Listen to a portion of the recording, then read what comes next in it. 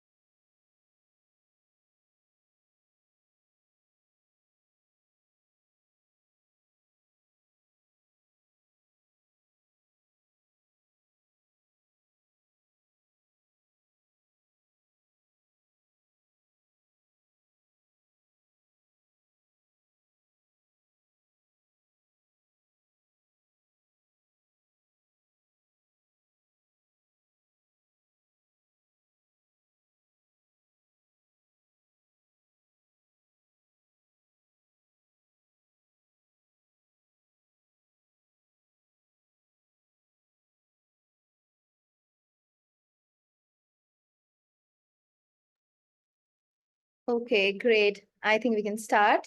Hello, everyone. We are at the second week of Climate Startup Week. For those who are attending Climate Startup Week for the first time, this is our flagship event that we from Climate Collective conduct twice a year. And if you want to know more about Climate Startup Week, we will be sharing a link to the Startup Week website in the chat. So please do check that out. Just to give a brief about Climate Collective is a climate tech startup ecosystem builder that supports climate tech startups across India as well as Global South. We are the largest private sector accelerator currently in India as well as the Global South. And over the past 8 years, we have supported over 1,000 climate tech startups through 68 plus accelerator programs. With that, I welcome everyone of you to our session today, Navigating Carbon Markets, Trends and Transformations. Just to set the context here a bit, from our experience of working with early stage startups, we have come to know for sure that they are eager to learn about the carbon market, especially the direction that the market is heading towards at the global level, as well as how things are developing at the Indian carbon market and how they, from their side, can leverage the market to their advantage. So today's session has been designed keeping in mind early stage startups as an audience. Uh, so in today's session, we have two esteemed speakers joining us from the London Stock Exchange Group, who would give us a snapshot of carbon markets at the global level and take you through the market trends and developments in the market. But before that, I would like to introduce to you our moderator for the session, Rebecca Singh from EY. Rebecca is a seasoned climate change and carbon advisory professional with nearly a decade of experience under her belt. Her expertise lies in designing and developing projects that promote climate policy and sustainable finance.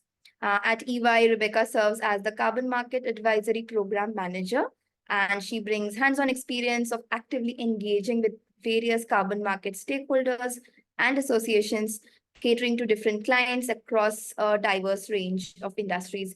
She, along with her team, supports organizations to embark on the decarbonization and net zero journey.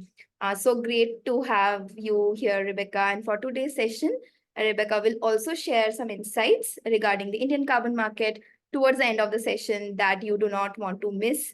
So please stay tuned. And with that, I would hand over the stage to Rebecca. All yours, Rebecca.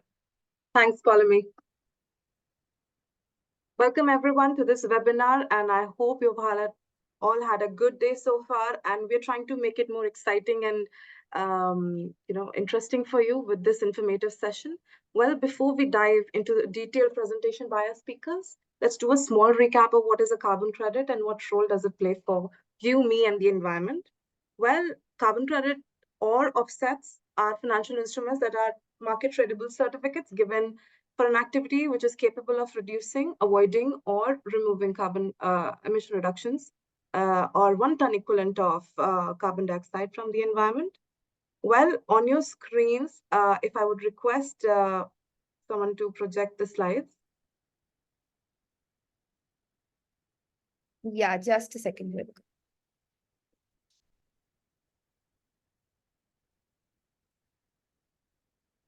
Let's discuss the outlook for carbon credits and also known as offsets, and what is it that, and why, what are the drivers and why we are, discussing about them right now.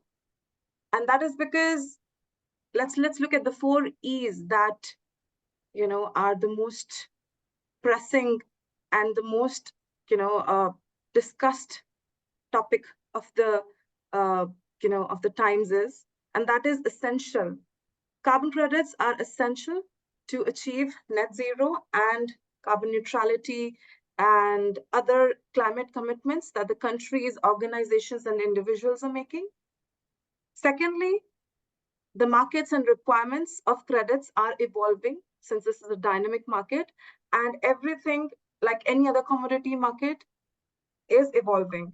And whatever we discuss today, it may not stand true for next, couple of months, because this is a dynamic market, and many things today are going to change, has changed from the previous times. And since it's evolving, there's more to come, and things will change in the future as well. The other thing that I like to bring to your notice is that since all the individuals, most of the high emitting individuals, organizations, and countries are making commitments to achieve their net zero, their climate commitments to, and also, national commitments such as the NDCs, the carbon credits are going to get expensive and the supply is going to be scarce in the near future. Hence, we are urging most of the, if your project, if your activity, anyone is capable of emission reductions, please come to the market and participate and engage with the business leaders who engage early are more likely to achieve a successful transition in the upcoming markets, especially in case of India. So today, if an Indian company wants to get carbon credits, it has to go to the issuers such as Veraj, such as the gold standard, and new and upcoming standards such as GCC, which is a Gulf-based standard, the Global Carbon Council, or the brokers, which costs both time and money. Today, in this webinar, our speakers are going to discuss the differences between the compliance market and the voluntary carbon markets and how they've progressed in the last few years, the role of voluntary carbon markets in catering to the needs of all stakeholder groups across the globe. Then we'll discuss about the Article 6 of the Paris Agreement and the market mechanisms notified under the same. Further, we'll discuss what determines the price of a credit and what are the reasons of the price fluctuations. Further, we will discuss the VCM alignment with regards to the regulated or compliance market and the current challenges and risks that there are for project owners and developers in the market. And towards the end, we will see what are the different market mechanisms available to the Indian stakeholders in an Indian setting. So let's welcome our guests from London Stock Exchange Group, Maria Cloth and Louis Tan. Maria is a carbon markets analyst and has been involved in carbon markets since 2006, working first as a data analyst in the CDM Times at Point Carbon, and later being with Thomson Reuters and finally LSEG. Her current focus is on voluntary carbon markets as well as international negotiations in Article 6 and post-2020 carbon trading. Together with her colleagues, Maria produces monthly LSEG reports covering key developments of the voluntary carbon markets, as well as she maintains voluntary carbon databases containing projects from key VCM standards such as VCS, Vera, Gold Standard, as we call GS, Climate Action Reserve, CAR, and the American Carbon Registry, which is ACR. Thanks, Maria, for such for being with us today, and we really look forward to your presentation. Yeah, hi. I'm sharing my screen now. Just a second. Okay. Please tell me if you can see it finally. Yeah, we can see your screen. Okay, good. So it's really a pleasure to be with you today. As Rebecca mentioned, I've been with LSEC for quite a lot of time, like passing from one company to another, but still being part of carbon market, starting from the earliest back to 2006 when it was all just appearing. So carbon market passed through a big story. And as it was mentioned, I'm going to share with you like in this 15-20 minutes, just very briefly, because carbon market story is quite long and interesting and full of different like ups and downs. But I'll try to put it all in this short period of time. So first, we'll talk about like compliance versus voluntary markets. What is the difference? I'll share about current VCM state. And finally, I'll try to like have a quick look into India potential and what can be done now. So let me move it. Yeah, like here. So voluntary versus compliance market. On this first slide, you can see a screenshot from our annual report. And you can see that many markets are presented here. So basically you can see China, New Zealand, Europe, Japan, North America. And this orange like bar basically covers European market. So it's annual value. You can see starting from 2019 up to 2023. So these all market value gain from compliance markets. So what is compliance market? It's driven by governmental initiative. It has its source of demand, which are emitters covered by this initiative. And it has its regulations, like you have its cap, so you cannot go outside of this cap of emissions. And if you go outside the cap, so you should buy allowances, which are permits granted by the government, or you can buy offsets. Like currently, not all the trading schemes allow offsets to be used to these carbon units produced by the projects. We know that this European scheme, the big orange bar, which is in brief called EU ETS, was produced a large demand for offsets in Kyoto times, meaning before 2020. But currently it bans offsets. But still there are schemes like Chinese, South Korean that allow offsets. Again, offsets use is limited. Some trading schemes limited to like domestically produced offsets. Some schemes, for example, as South Korea, allows also offsets produced from abroad. But we'll talk about it a bit later. So mandatory schemes, as we mentioned, controlled by government, have its allowances, have its offsets. And in case you don't comply, it has its fine. So you'll have to pay a fee if you don't comply with the scheme. So what is voluntary market? So we used to understand voluntary market is the one driven by corporates, as it was mentioned, by companies who have net zero carbon neutral goals. So source of demand is corporates, like companies who voluntarily want to have its target, who want to reduce its emissions. And if they cannot do it internally, they have so-called residual emissions. So these are emissions which are difficult to abate, which are left after all internal measures have been taken. So these are the emissions that corporates want to offset, like to be carbon neutral, net zero, as they call it.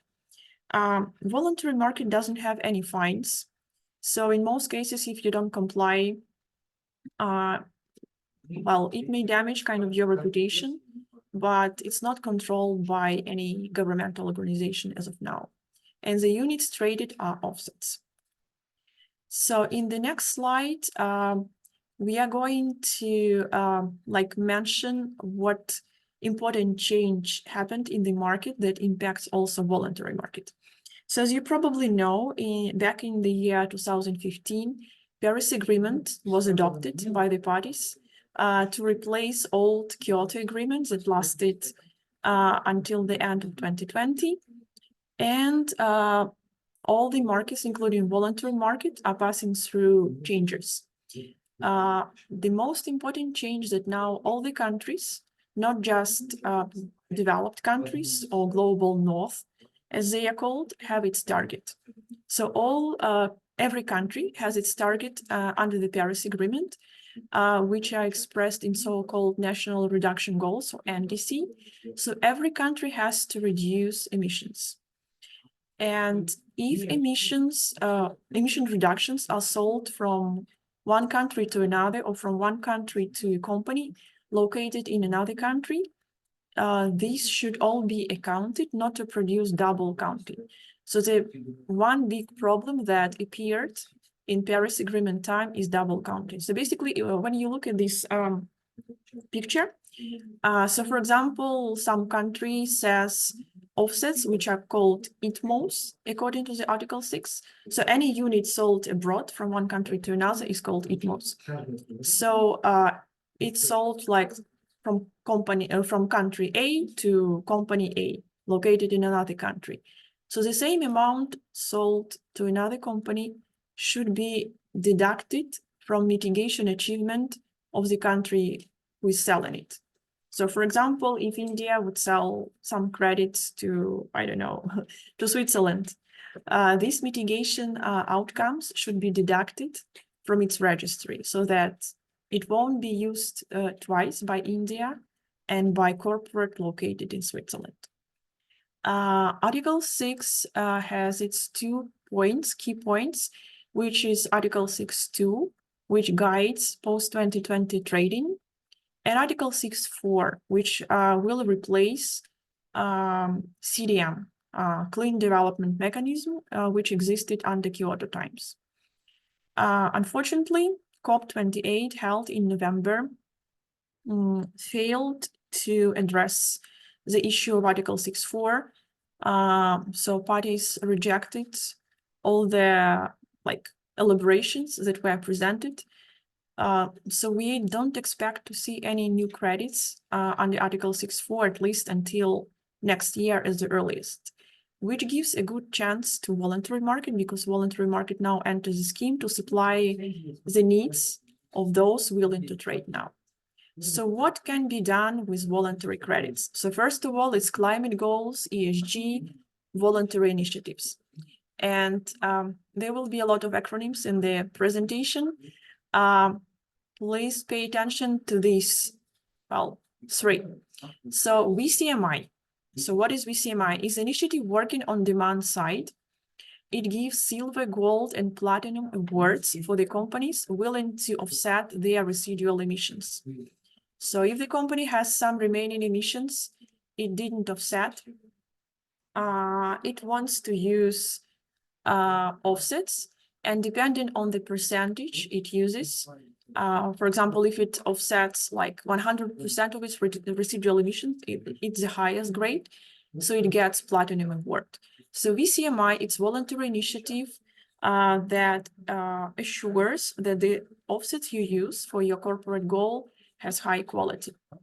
Another acronym is ICVCM. So it's a voluntary initiative working on supply side, which certifies credits and guarantees that they are high quality. As Rebecca mentioned, there are multiple standards like Vera, Gold Standard, ACR, CAR, but recently there were some problems related to the standards, as some marketplace question the quality of credits certified by these standards. So the initiative that stood up now in the market, saying that, well, we are putting our rules and guidelines, and we'll guarantee that the offsets you buy of high quality. So this initiative is ICVCM. And we are waiting the first credits to be certified by this initiative, like to come in the nearest months, hopefully like May, June, July is the latest. So also like countries can use offsets to reach their beyond Paris Agreement targets at regional levels. ETS can use offsets to satisfy their goals. And another acronym, which is important to remember, is CORSIA. So CORSIA is a mandatory scheme under aviation ICAO. So ICAO is civil organization, which established CORSIA to achieve reduction of emissions in the international aviations. So in most cases, aviation sector are covered internally. So for example, European countries cover international internal flights, but national internal flights, but international aviation remains uncovered. So ICAO decided to tackle that, and CORSIA is a scheme that puts international operators under obligation to use high quality offsets and to achieve emission reductions. As we know, due to COVID, international aviation activity has been low. So these CORSIA eligible offsets are now purchased and traded by non-emitters. So it's like another stamp of quality in the market. So what guides supply and demand? In this chart, you can see volumes issued and volumes retired by key standards: Vera, Gold Standard, CAR, and ACR. So under volumes issued, we understand supply. Under volumes retired means purchase and used by corporates, we understand demand. So as you can see, starting from 2020, both supply and demand started increasing, with gradually falling, unfortunately. So why that happened, we'll speak in a while. Let's also look at the prices. So in this chart, you can see prices from CBL exchange. These acronyms like GO, NGO, and CGO determine baskets of credits as recognized at this exchange called CBL. So basically, GO means credits generated and eligible for aviation CORSIA scheme, as it was mentioned. NGO means mostly forestry credits, and CGO means credits to be eligible under ICVCM initiative. So as you could see, prices fell dramatically from 22 to current year. So why that happened? There are several reasons for that. First, everything started with Russian invasion of Ukraine. That was like a shock for the economy of many countries. And while mandatory markets recovered because they are mandatory, because company has to comply, voluntary markets didn't recover, unfortunately. Then COP failed to agree on Article 6, which also has shaken the market. And finally, over the past year, we heard many like negative media coverage. Maybe you've heard about the Guardian or the New Yorker articles, which blamed voluntary market in overcrediting and issuing credits of low quality. So like one important one to remember is greenwashing. So basically, greenwashing means using credits of low quality. In many cases, this means some credits generated by large renewable energy projects, which are not additional. So for example, some large hydropower project can sell energy to the grid, and it doesn't actually need like carbon units to survive. So this project is of low quality, it's not additional, and unfortunately, it has shaken trust of carbon market in offsetting. Here you can see prices from OTC market. So OTC means over the counter, so market driven by brokers, not by exchange. And you can see that prices are quite different. So for example, you can see that for forestry, you can get as high as $13. And for example, for hydropower, $1. So as you can see, the difference is quite huge. It means that market differentiates vintage. So the earlier the vintage, the lower the price. It differentiates project type. So some dubious project types, for example, as hydropower, like large wind power. Red is deforestation avoidance. Very useful project types, but also it requires a lot of attention to avoid this greenwashing or low quality credits. So on the next chart, it's the same as we've seen before, but here we see volumes issued and retired only for the past year. And you could see that in December, retired volumes increased dramatically. So why did that happen? Did it mean that demand increased? Yes, on one hand, but on the other hand, the market feels that the changes are coming. So those holding large amounts of old vintages, lower quality credits, were just trying to get rid of them because they know that the new rules are coming. So what are these new rules? These new rules are based on Article 6 principles. The key rule, like secure high quality and avoid double counting.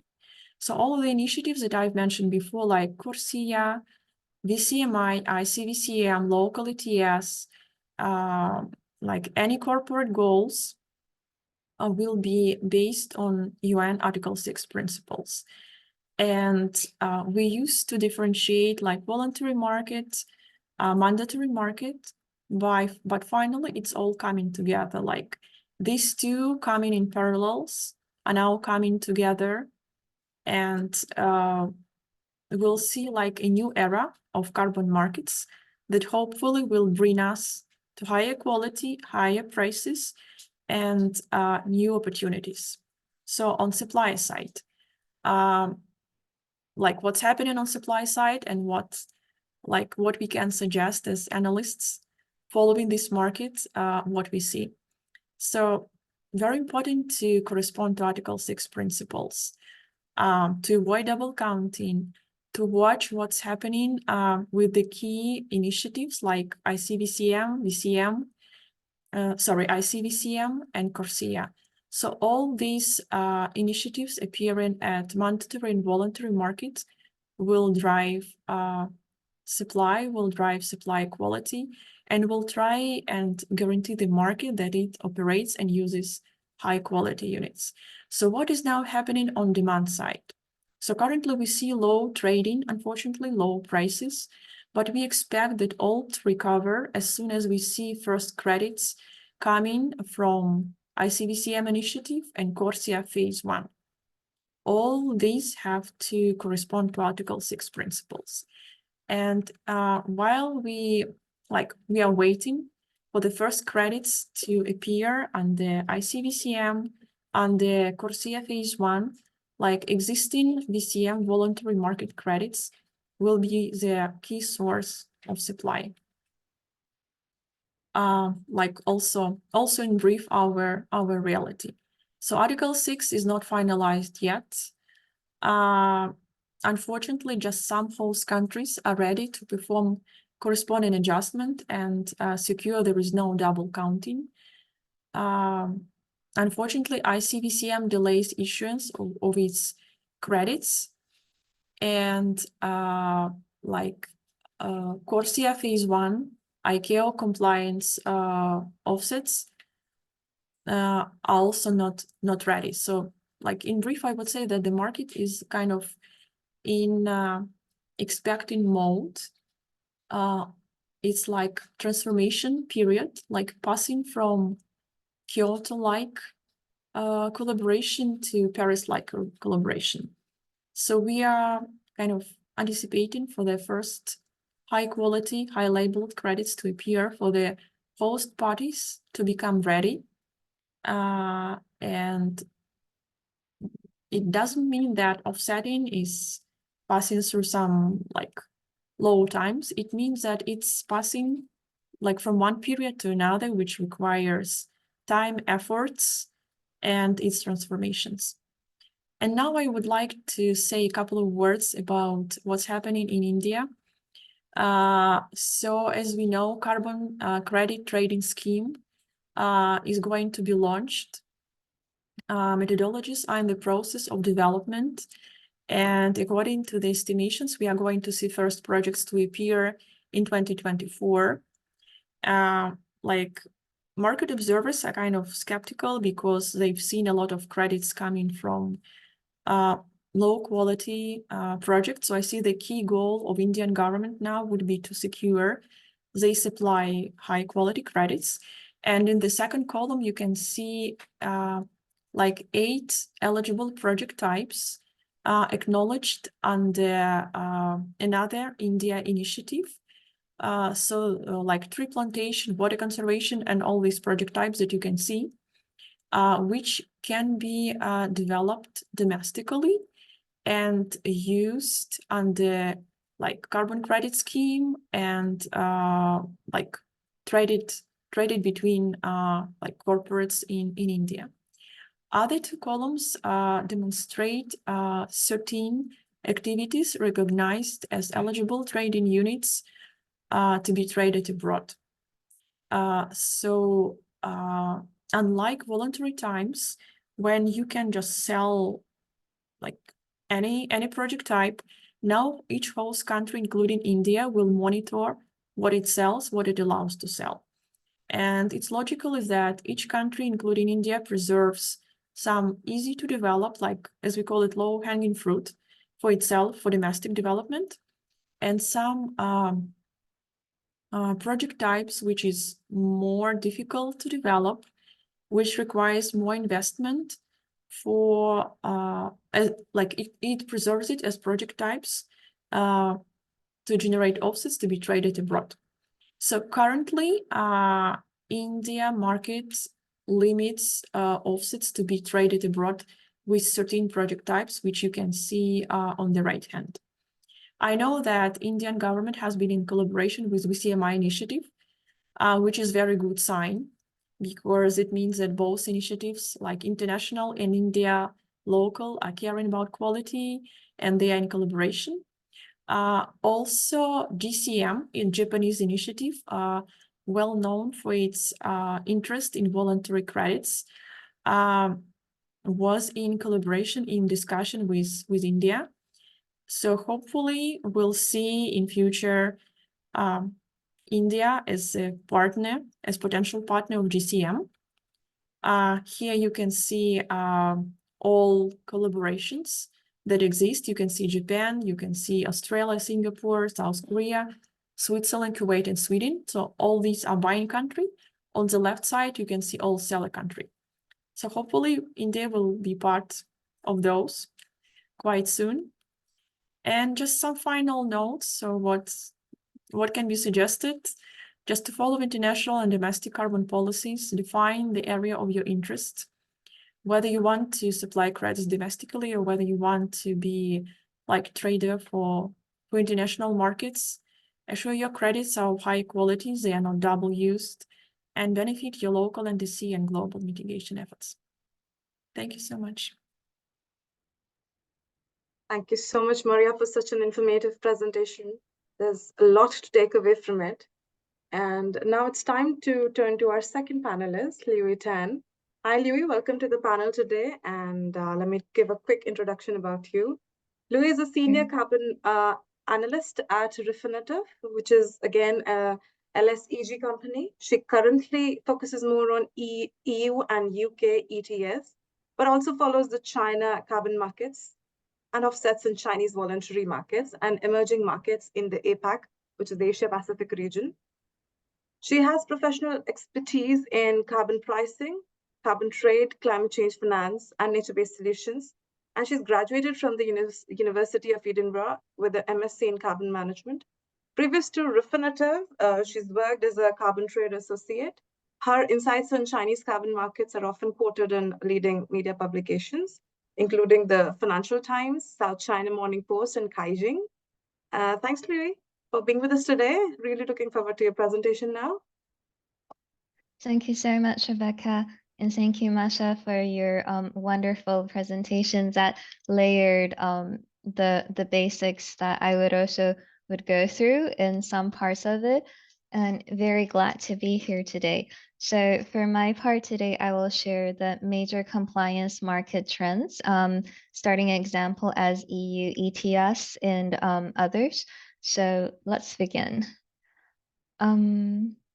My contents today will also be 3 parts. The first part will be the global carbon pricing and major ETS performance review. And the other part is the offset use. I also had sneak peek some of the questions in below that are interested in the EU and UK offsets. So we will go through this. And as Masha mentioned, China has its very unique CCERs, might have interest and implications for India. And last but not least, the revenues of the carbon in financing and accelerating the climate transition. So for this part, to begin with, the global carbon pricing status.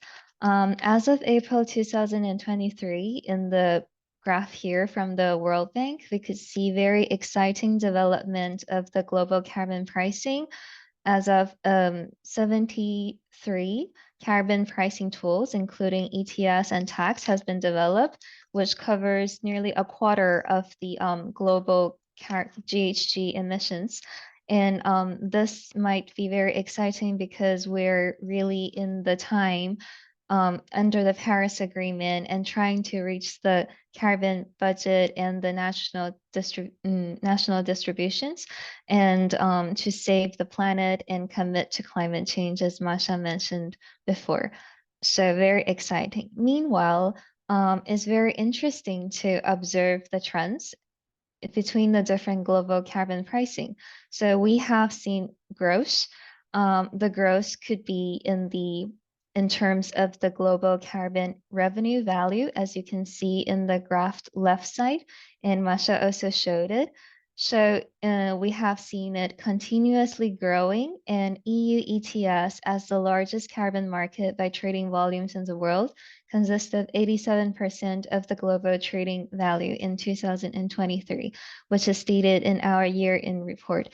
And other major ETS, you can see here since the UK Brexit has been separate, and we also have North America, China, South Korea, New Zealand, Japan, and other and voluntary markets in our year in review as the major markets.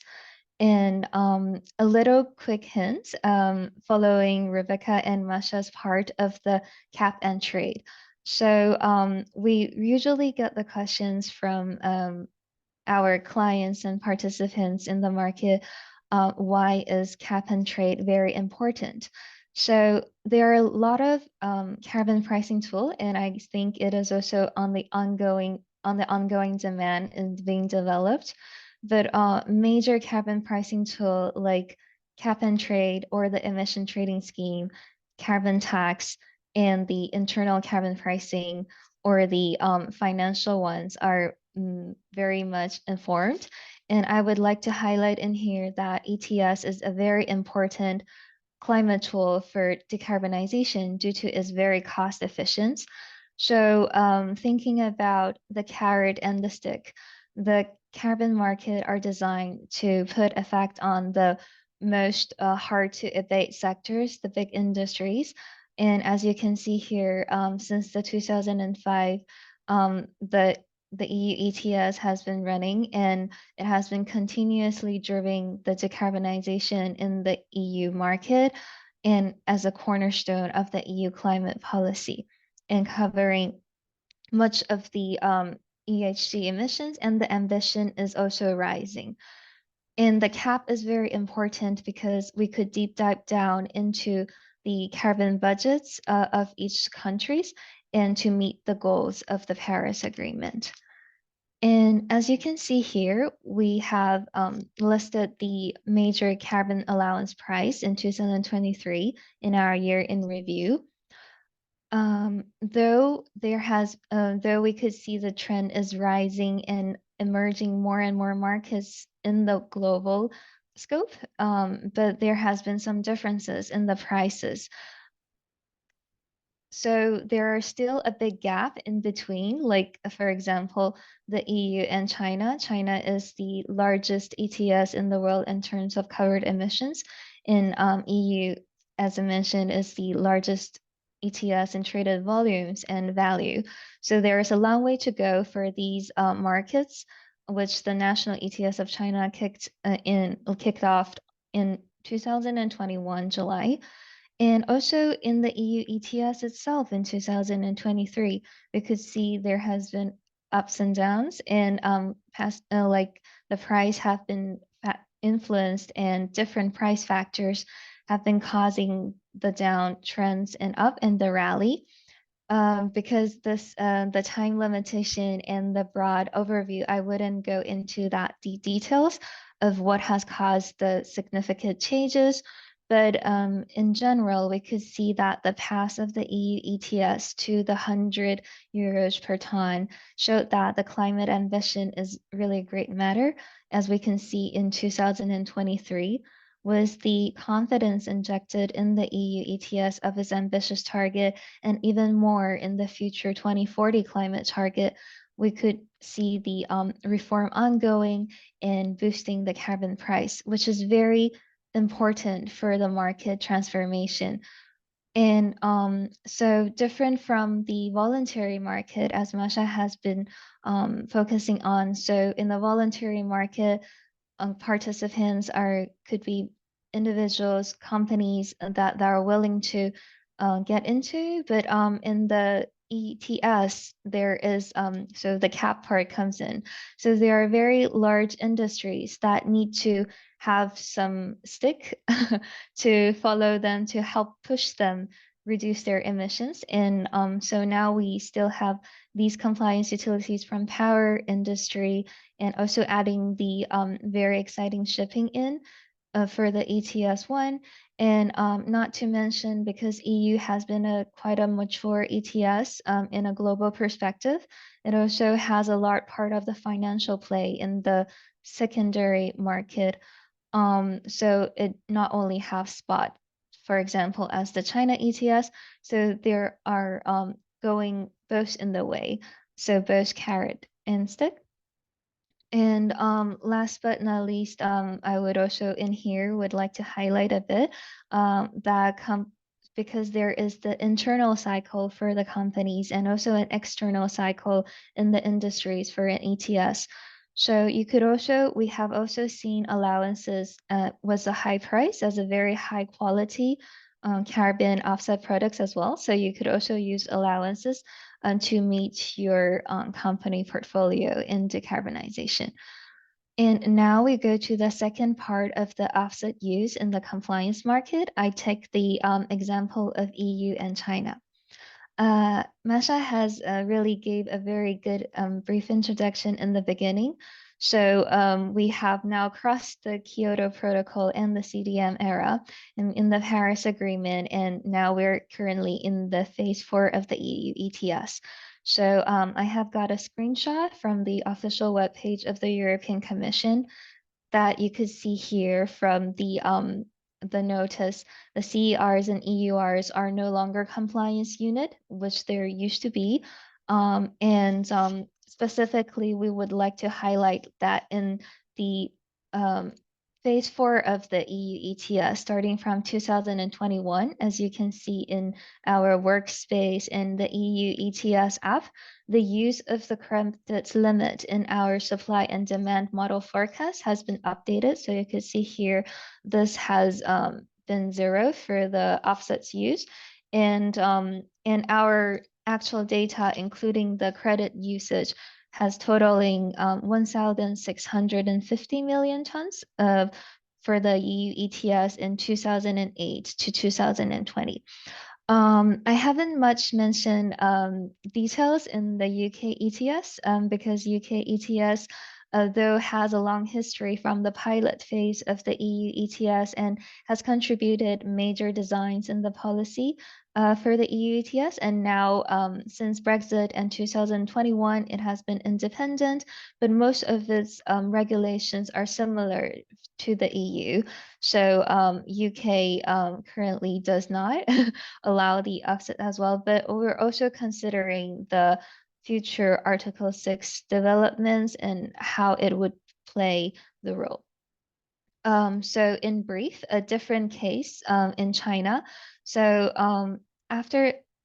there was the CERs for the CDM time, the certified emission reductions, and the CCERs, a very similar name, is called the Chinese certified emission reductions. Is part of the Chinese trading scheme since its pilot started in 2013. So as you can see here in a sneak peek of the overview of the carbon markets trading in China, the above one is the national ETS and the below one is the regional offsets. So despite the national ETS in China, we still have 8 pilots running in parallel, and all of them could use the CCERs for compliance for the pilot ETS. And despite that, we also have different regional offset, which is quite unique in a voluntary market basis. So we have the forestry credits for Beijing and Fujian, and we have other very innovative for Guangdong and for the sustainable environment like STCERs, and also parking for the emissions of green parking and vehicles in Beijing. So they are arranged in different trading volumes and prices, and some of these regional offsets could also used in the compliance of the regional pilot markets. So this is quite different. And another thing that I would like to highlight why it is important to see the role of the compliance market using these offset credits. So as Masha has mentioned, there has been a turbulence in the VCN world last year with the Guardian article and some conspiracy theories saying that the voluntary credits are not that green. But in a way, we see the stability in CCERs and its price in the China markets in 2023. One thing is majorly because it's linked with the compliance ETS. So the price of allowances and the offsets are linked in a way. And we have seen CCERs going very high price, like the top qualities of the VCM credits in the world above $13 even before. And also one thing is the supply and demand in the CCER. So we have not seen new credits coming in the China CCER still now, but since it's paused in the 2017 for the CCER new credits, we are awaiting for the new opportunities and the relaunch, which has actually relaunched the CCER scheme last in this year, and we're waiting just for the second batch of methodologies and the first batch of the new credits in. And another interesting thing that you might be interested is about the EU carbon removal certification framework. So now we have seen a very hot topic of the 2040 target and the carbon removals. These are not called offsets according to the EU ETS, but is also a EU-wide voluntary framework to certify the high quality carbon removals. We might expect the first kickoff of the removals in 2026 and to 2030. Maybe it takes some time for the offset to come, and we're still in the procedure to see how the details of the carbon removal is going. But here you could see the progress. So there's also carbon farming, and the carbon capture technology, the carbon storage and materials that you might be interested to dig in more under the scenario of the EU ETS 90% reduction. And last but not least, the role of the carbon allowances and the carbon revenues in financing the climate transition.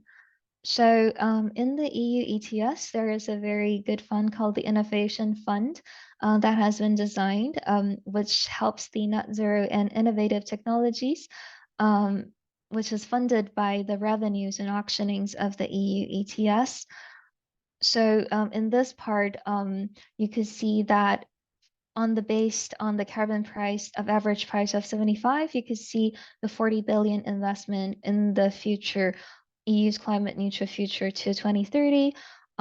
In other schemes, such as China, is also ongoing developments of the carbon pricing, and we really think this could be a game changer to help boost the technologies in that way. And also, a lot of people are interested in the hydro, so we could see upgoing developments and pretty exciting in the near future. I think that's all from my side. Thank you. Thank you so much, Lou, for the presentation. This is indeed quite an insightful presentation for all of us, and I'm very sure that all of the audience who's here listening to us today are engaged. And to everyone who's joining us, I'll request all of you to please utilize the chat box and drop in questions for us. And we'll try to take as much as we can, as many as we can, towards the end of the presentation. And over to you, Pauline, for the announcements. Hi everyone. Thanks, Louis. Thanks, Maria. Thanks so much for such an insightful presentation. I would just request now Rebecca to focus a little bit on the Indian context. So Rebecca would focus more on credit trading mechanisms and instruments available to Indian stakeholders, also on the Indian carbon credit trading scheme, and India's plan to curb emissions using the CCTS mechanism. Over to you, Rebecca. I'll be sharing the slides, right? Yeah.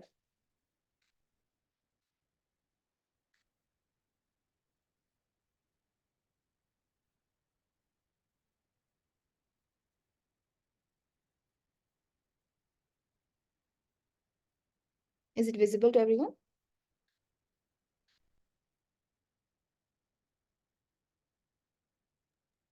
Thanks, Rebecca? Pauline. Thanks, Pauline. Yeah. Okay. Sure. In the best interest of time, I'll have to quickly breeze through the different topics I'm going to share in the Indian context. Thank you, Maria and Louis, for such insights on what is happening globally. Let's now zoom into what is happening in India and what is it that our stakeholders in India can utilize and be a part of. Can you change the slide here, please?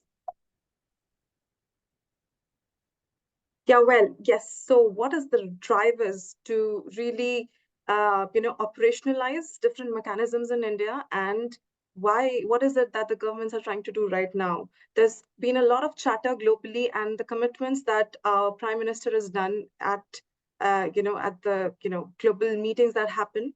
And our NDC also was updated in 2022 August to bring out, to update the new, targets that we have already achieved. So yes, so now our target is to reduce emission intensity of GDP by 45% by 2030 from the 2005 levels, and to achieve about 50% cumulative electrical power installed capacity from non-fossil fuel-based energy resources by 2030.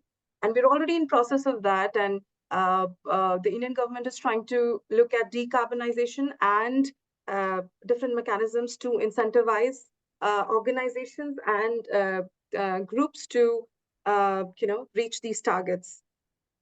So the drivers and what is the need for a domestic carbon mechanism? The Indian players could go to the voluntary carbon market, which is available to all. And as we speak, the government also is planning to integrate VCM in the in the domestic market. But why is it? Why do we need to have a domestic market in place? Is because driving GHG emission reduction across various sectors is the main aim of the government, with the focus on hard to abate sectors, incentivizing the industry to achieve GHG reductions. We all know that any decarbonization efforts to embed in place in the operations is very costly for the industries. So incentivize the same for them to adopt the same, and then encourage sectors to innovate and put in efforts for research and development to adopt new technologies that are capable to reduce emissions, increase the demand in PAT and RECs market, which would now be, which would now try and operationalize and support the new domestic market that we have, which is CCTS, and respond to emerging policies such as the carbon border adjustment mechanism in the EU. And yeah, so the target areas would be examination of present trade of various environmental instruments existing in Indian markets, such as the energy saving certificates, ESCerts, the REC, there's a renewable energy certificates, the CERs from the CDM, and the VERs, which is the voluntary emission reductions from the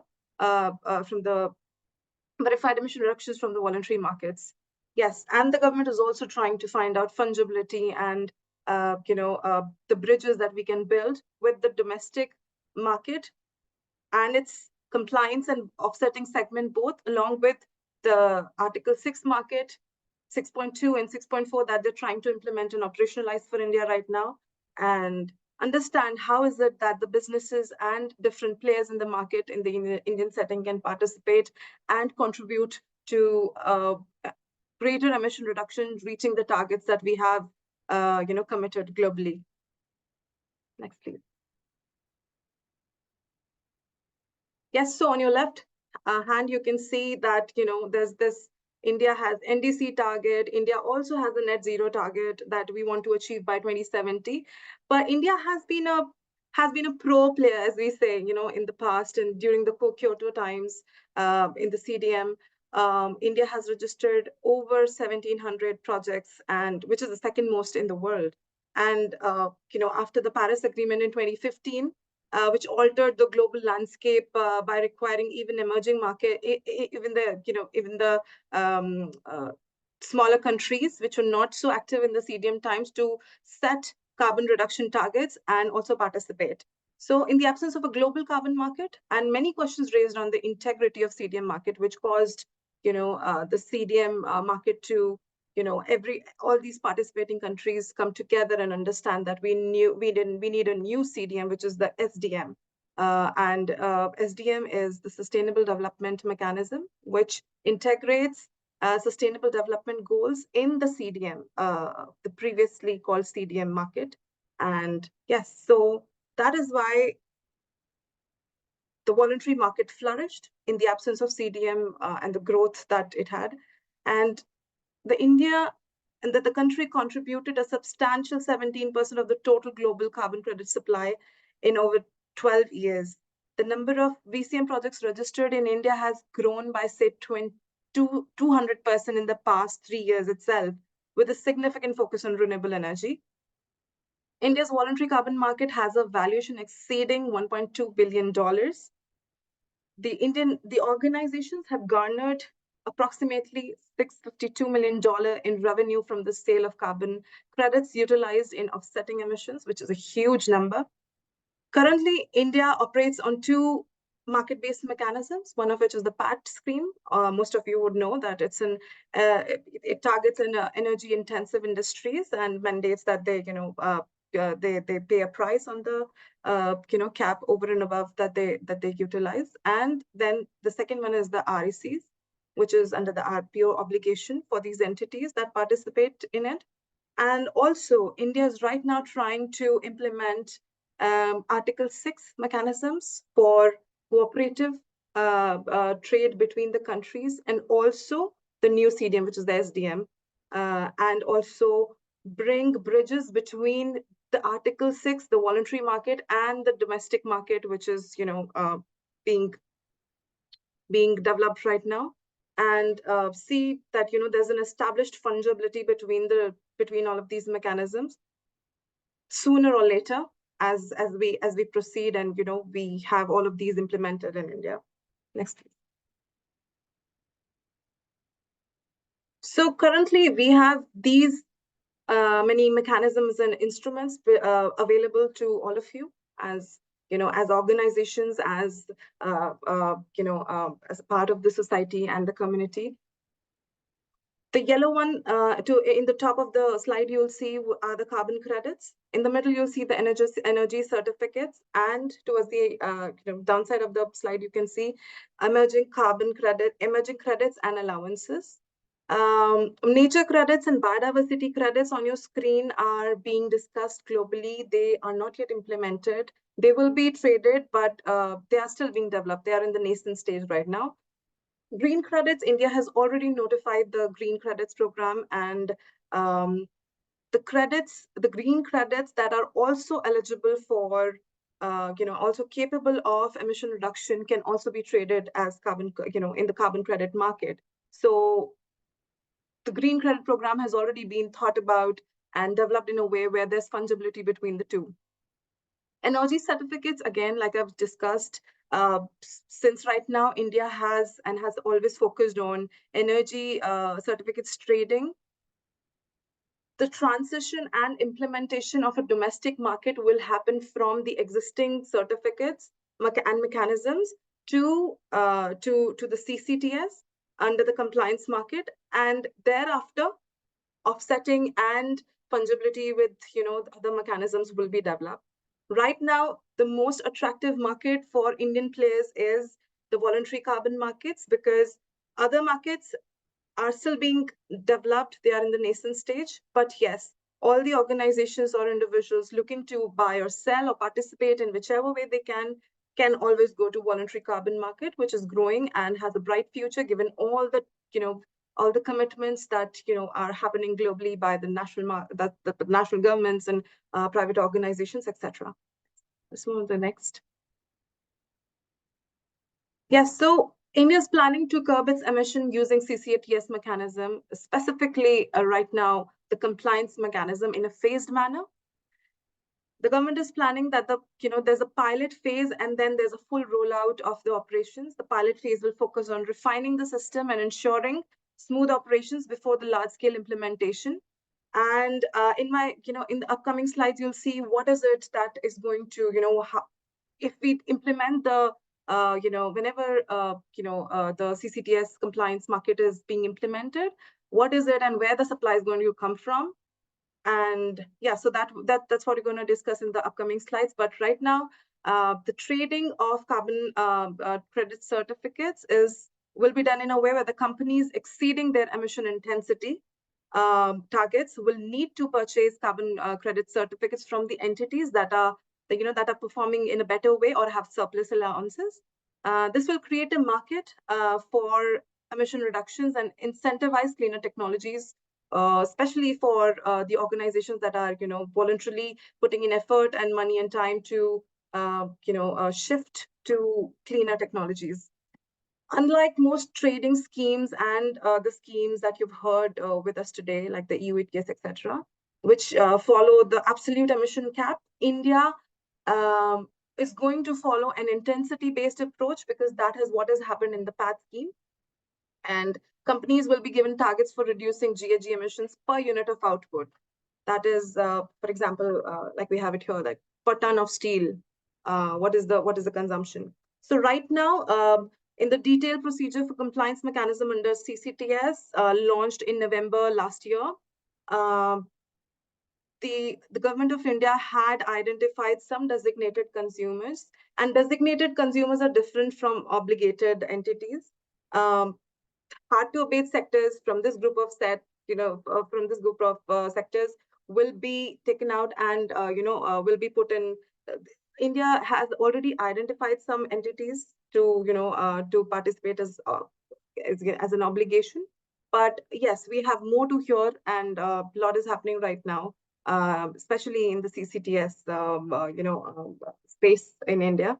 So more things will come up, but right now we have these designated consumers that have been identified to participate in the compliance segment of CCTS. Next, please. Yes, so here in this slide, you can see where the supply of of the CCTS is going to come from. There's a certain conversion factor that has been observed by the government to understand what is one energy saving certificate is equivalent to in terms of carbon emissions. And similarly for RECs, and this clean development mechanism, the unused issuances that has happened in the CDM. But the government is taking care that, energy, and we know that, the energy saving certificates are not equivalent to carbon credits, because in carbon credits, there's a lot of efforts, that go into establishing, tracking, and developing that there are, quantifiable sustainable development goals that are being tracked throughout the crediting period of the project.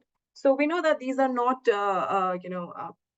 these are not equivalent, but the government is trying to find ways to understand how is it that we can, operationalize and feed this into the system, and then slowly move to the, more SDG positive outcomes and activities in the exchange. So yes, so here you can see the proposed structure of ICM is there's a compliance market and there's an offset market. In the compliance market will move from the PAT scheme to PAT transition, where all of these will be operational, such as the e-certs and RECs will be exchanged, and then there'll be carbon crediting trading mechanism. We will have full-fledged CCCs that will be exchanged. And under the offset market, we'll have new projects, the RECs and CDMs, which will be CDM, which is the CERs exchanged to establish carbon offset mechanism, and thereon non-obligated players in the carbon Indian carbon markets can definitely come and participate in whichever way they can, either from the buying end or the selling end. Next, please. Yeah, so this is how the structure of the Indian CCTS looks like. The source of this diagram is a BEE, which is the administrator of the of the mechanism, and this is how the governance and functions of the role of the different participants in the mechanism will be. Can push next, please. Yeah. So there's going to be a governing board, which is the ICMGB, which will recommend procedures and institutionalize the Indian government in Indian carbon markets rules and regulations, and recommend methodologies. It will also guide the sales of carbon credit certificates outside India, to outside India, to the certificates to the central government, and also approve projects under the voluntary mechanism. So like I told you previously, that the government is trying to find fungibility and interoperability of these mechanisms. It is actually happening, and yes, so, and this is the proof of, that we have here in front of us. And then ICM is going to be the, the administrator is going to be the Bureau of Energy Efficiency, who will develop standards and processes and methodologies for the mechanism, and set targets and trajectories for entities. It will also develop procedures for ACVs, which is the accredited carbon verifiers, or the independent auditors will come and verify the projects, and recommend fee and costs for the implementation, understand what is being collected from the registered entities, and yes, and there's going to be development of data submission formats. There's going to be an IT platform over which all the exchanges will happen, and the databases will be maintained. Then we have the registry, which will be the role of the registry will be played by the Grid Controller of India, GCIL, and they will undertake registration similar to what happens in the VCM. There's going to be an registration. Then there's going to be maintaining of the databases. There's going to be recording of all the transactions that are happening, and this is also going to play the role of a meta registry for India. And there's going to be linkages with other national and international registries. The government is still trying to understand how we do that, but this is the plan. And next we have the trading regulator, which is the Central Electricity Regulation Organization, CERC, and they're going to regulate matters related to the trading of carbon credits in ICM, and safeguard interest of both sellers and buyers. They're going to regulate frequency of how many CCCs are being traded, and provide insights to take necessary corrective actions to prevent fraud or mistrust in the ICM. Yes, so since I've told you that, the government is trying to embed and look at, and establish the interoperability of all the mechanisms that we have globally and regionally, and to bring in, give more opportunities to Indian stakeholders to pitch their projects outside with India or, individually. Recently, in December 2023, there was an amendment to the CCDS notification to include offsetting mechanism as well. Previously, only obligated entities in certain sectors such as power plants, thermal power plants, etc., could participate in CCTS. Now, companies and individuals can also participate, allowing to offset their carbon footprint by buying tradable carbon credits. So the opportunities that lie for us is that, when there's going to be fungibility, there's going to be market depth and liquidity, for attracting more participants and facilitating smoother price discovery for carbon credits in ICM. Then we're looking at long-term crediting opportunities for VCM projects, voluntary market projects that meet CCATS standards can possibly earn credits that are later tradable within the compliance market, providing a longer-term revenue stream for project developers or project owners, to be specific, and enhance credibility for VCM. Alignment with CCTS standards could bolster the credibility of VCM in India, attracting more high-quality projects and investors. And like Maria shared, that we have, the Carbon Market Association of India, join hands with the VCMI and other integrity initiatives, being brought to India. The credibility for VCM is only going to go up and up. The way forward is that it's okay. The way forward is that we have to ensure that both markets function under compatible standards, and the credits issued under VCM would need to meet the compliance market stricter requirements that we will have in place for better and improved environment integrity in the future carbon credits and market credibility. Then we have to also take care of additionality in the project, and additionality is one of the key concepts when we talk about carbon projects. If we are not able to establish additionality, our projects fail to go to the market.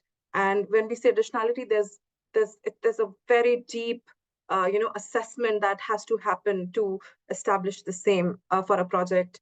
So verifying additionality for VCM projects seeking entry into CCTS could be complex, but if there's there's an opportunity, if that's what we want to do, we'll have to take care of that as well. And potentially, there's going to be market disruption, because integrating the markets could disrupt the existing VCM dynamics that we have.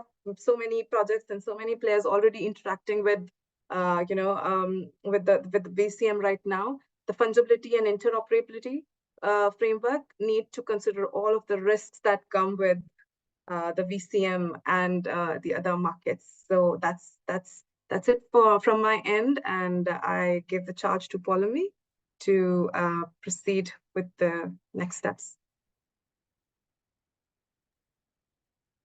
Thank you so much, Rebecca. That was really nice. I'm sure this was really useful for our Indian audience. We'll proceed to the Q&A session, but before that, we just want to launch a poll for our audience, just to help them know better, know their requirements better, and how can we design more sessions on carbon market in future. So I'll just launch the poll. I would request the audience to please answer to this poll, and this would help us in curating better sessions, more relevant sessions for you in our next upcoming editions. So we'll just wait for a minute and we'll proceed to Q&A.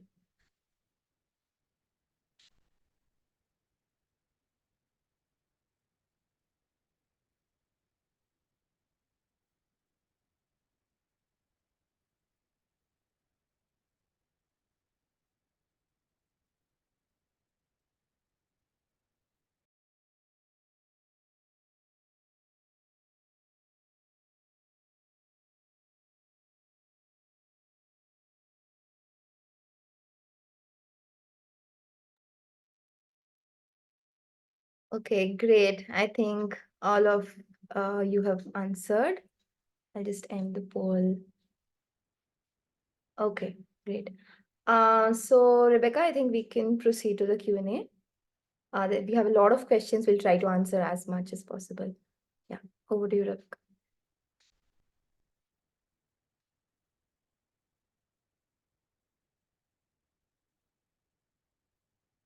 I Well, think you, I'm looking at the Q&A section of the queue. yeah. And yeah, so the first question here is that, does the payout for afforestation projects happen every year?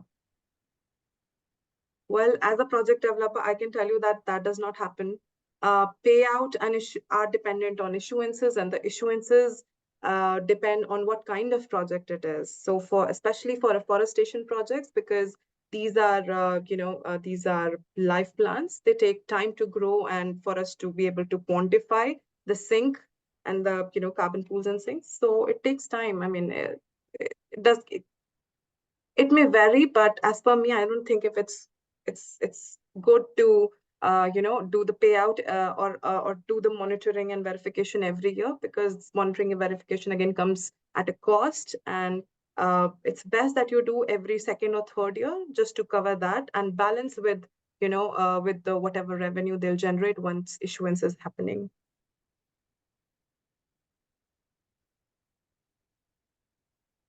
Okay.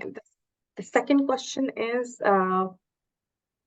hi, great presentation. I wanted to ask, what is your perspective of the future carbon markets in India? Thank you so much for liking the presentation.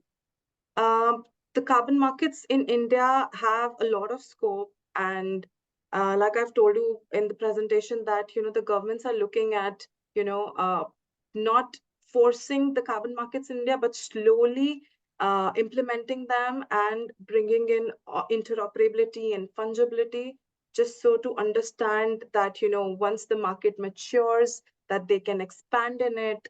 They can also embed technological innovations and whatever new technologies that are coming in, they want to develop projects around them, and also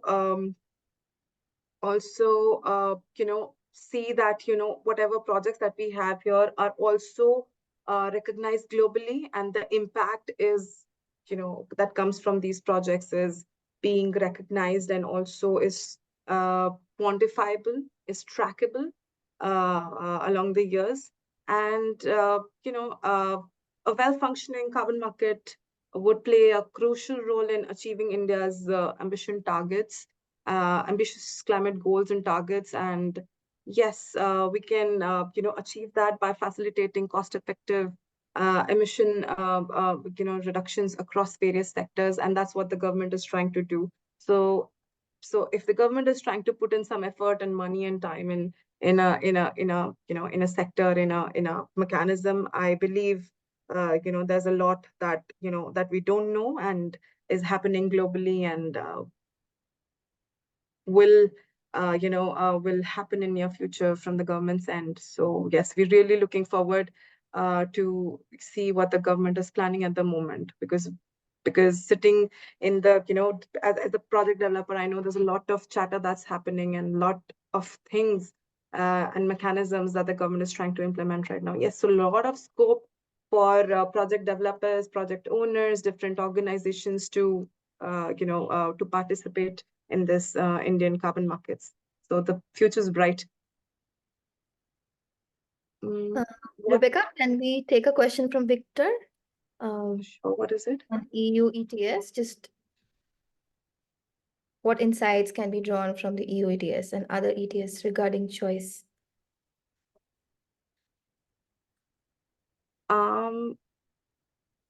I think Maria can best answer this. Maria, would you take up this question?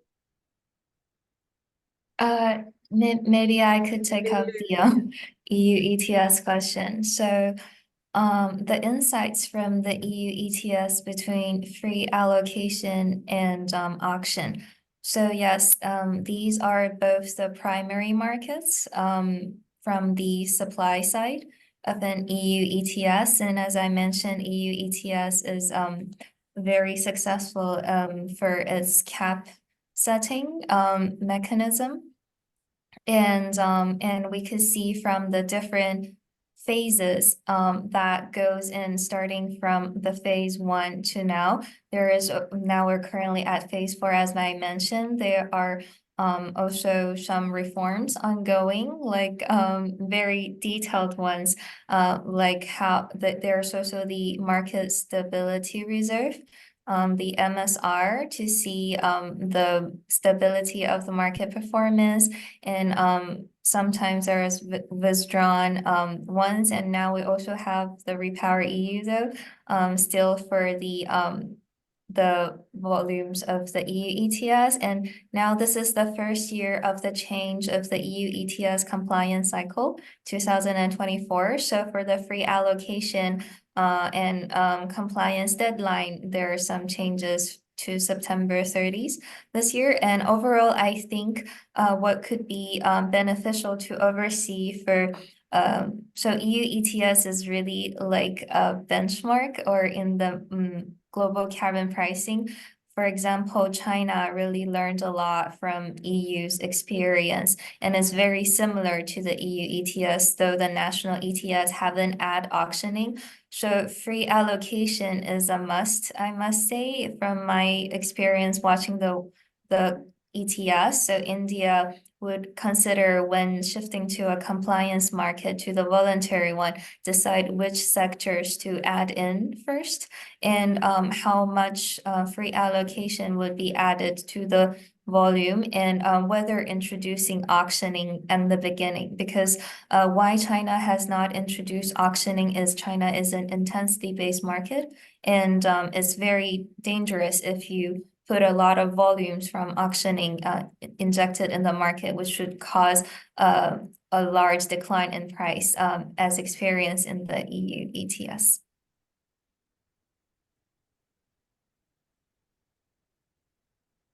I hope that helped, or something that needs to be added for this part.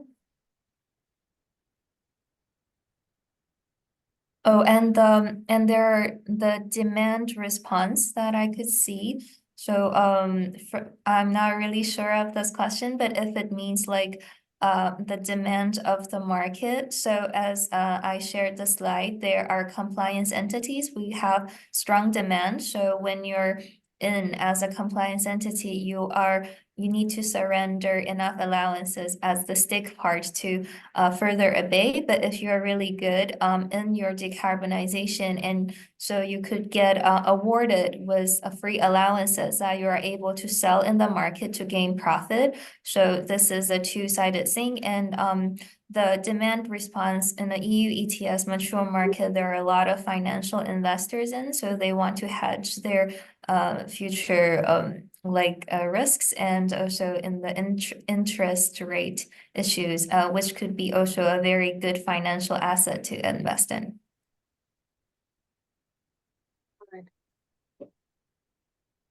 Then next we have BCM inventory are very expensive to maintain. Can you explain how a small entity can register for the same?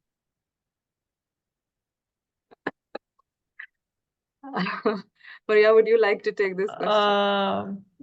Good question, but I think it's kind of technical one. I think it depends on the standard that you apply to, because as we mentioned, there are 4 key standards like gold standard, Verra, CAR, ACR, Plan Vivo. So I think it's the question better would be to standards.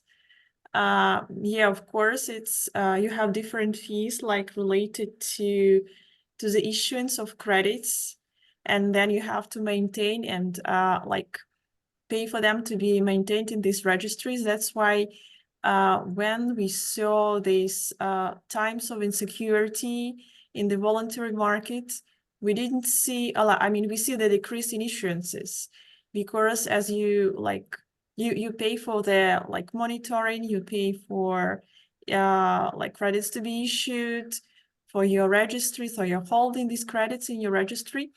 And if you're not ready, like to sell them right now, so there is no actually sense to issue and to pass through all these like expenses. And as we've seen in the chart, that we've seen a lot of retirements in December, which was very unusual. So everybody was just trying to get rid of their credits as soon as possible, just not to hold them, fearing that they would lose their like value even more. And there would be demand, there would be buyers, but for newer credits, like operating under newer rules and not the ones that remain from past times, which doesn't mean that like there is no like good credits and bad credits. So reduction of 1 ton CO2, it's reduction, but I would say it would rather like policy issues of different countries, of different voluntary initiatives that differentiates time. So the quality of reduction is the same, but it happens that the vintage or generation year, the older it is, the less interest it has from buyers.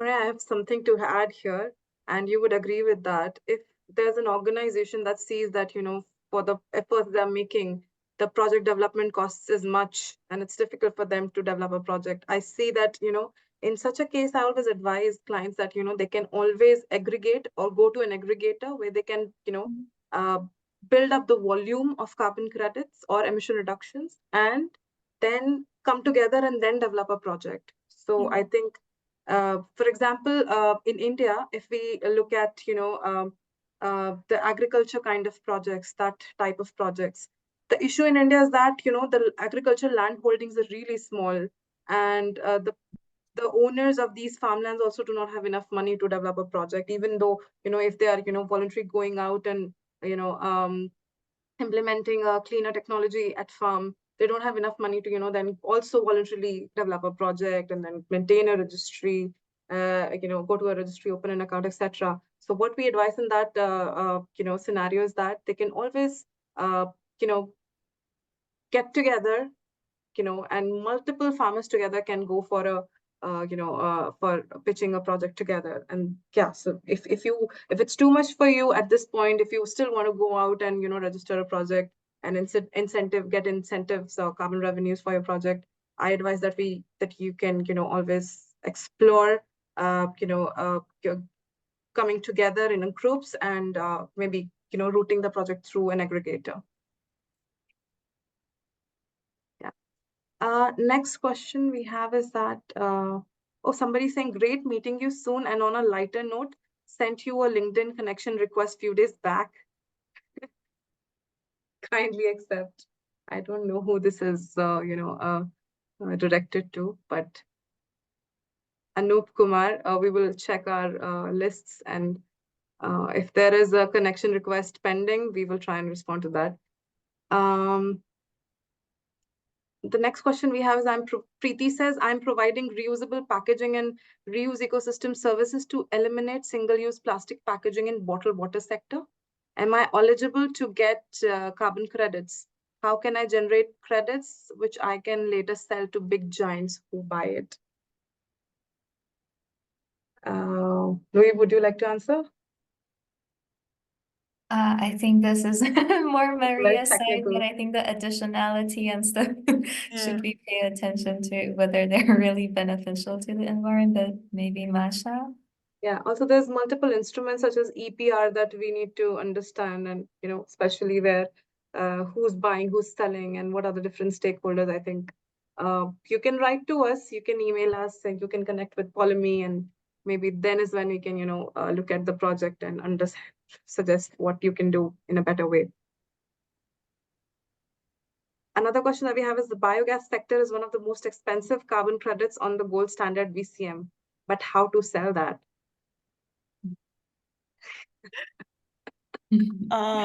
It's a good question, like it's a question that everybody asks in the market, like how to sell this. So I would say, there was a time where buyers were interested in the most vulnerable projects.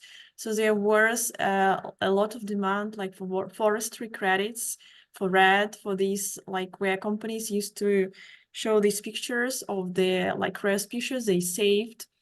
And then finally, like articles from Guardian said that, well, this project is overcredited.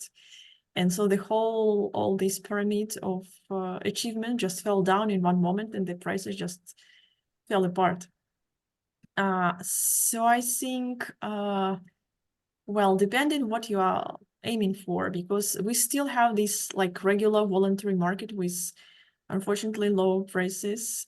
And depending if you trade OTC, and it's still one-to-one trading, and this like picturing nice stories still exists. So you should just make your projects to look attractive for the potential buyer, just to assure that what he buys really benefits. Well, how to say that it's not just a ton of like commodity, yeah, that it has some nice story, it has some like nice additional picture, like it has additional value for communities. So I think that is really valued now.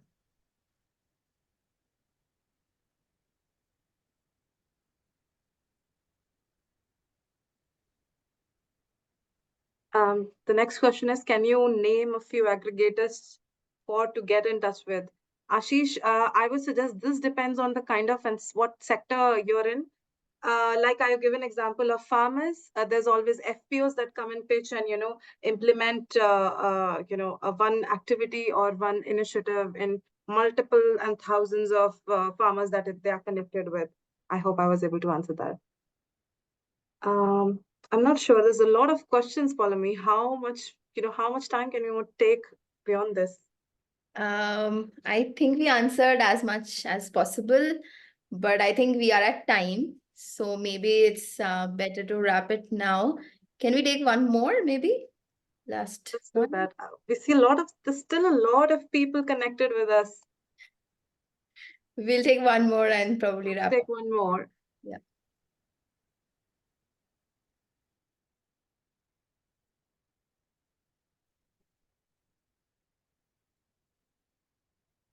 So there's a very interesting question, but it would rather require a lot of, there's going to be a big explanation. And in fact, I don't know what to say here.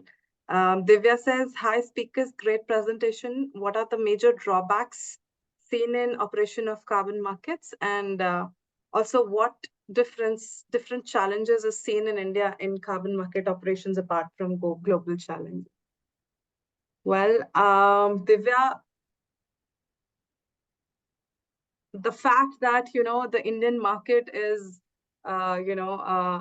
is intensity based and not absolute emissions based is a challenge in its own. So we will have to look at the standards, how we are developing, look at the methodology that we're using, look at how we supply the credits, what we feed into the system to really operationalize this.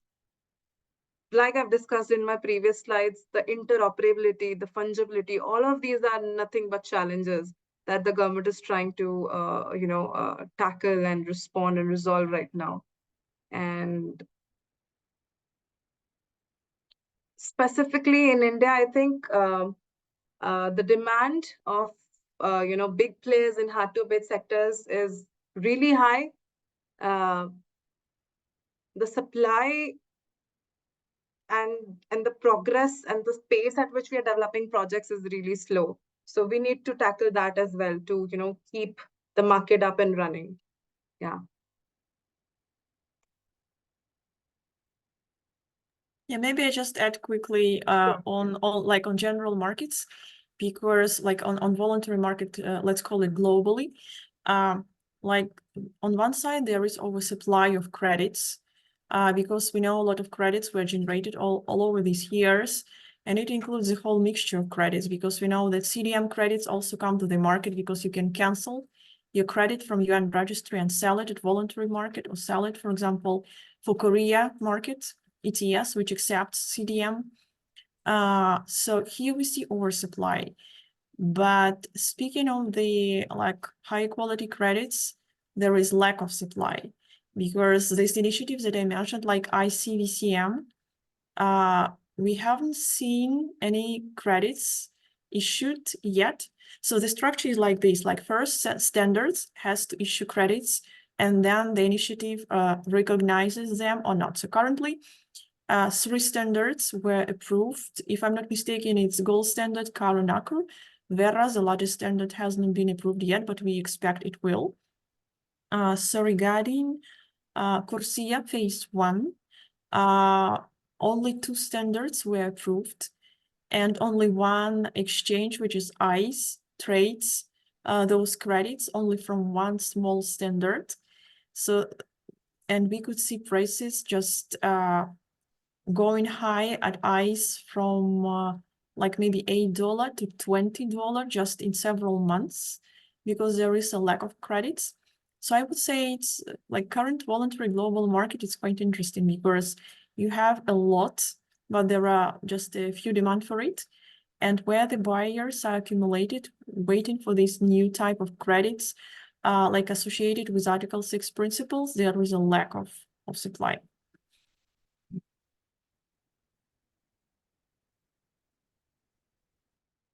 Can't agree more, Maria. Okay, I think we may have to stop now. Although this is an interesting conversation going on, it feels really, I'm really sad to stop this, but we are at time and I know there's a lot of questions that are unanswered. So please feel free to write to us and we can direct you to our speakers. Thank you so much, Rebecca, for moderating today's session and also sharing interesting insights from the Indian carbon market. Because this is something that startups are really looking forward to know, and a lot of information is not available readily online. So thank you so much, and thank you so much, Louis and Maria as well, to bring in your experience and insights into the session.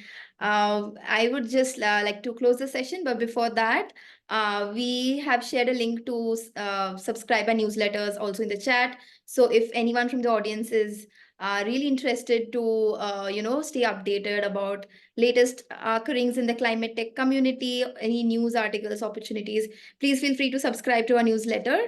The link is in the chat. And also we have other sessions coming up this week and next week in Climate Startup Week.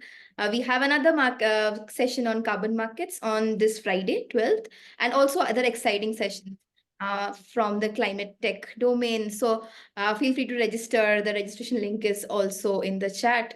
And you have been a lovely audience. Thank you so much for your questions and attending today's session and making it such a great success. We'll be coming back in the next edition with more sessions on carbon markets. Till that, stay tuned. And thank you, everyone. Yeah, that's all from my side. Thank you, everyone, for being with us Thank today. you. Thank you so much. Bye-bye. Bye. Okay, bye. Bye.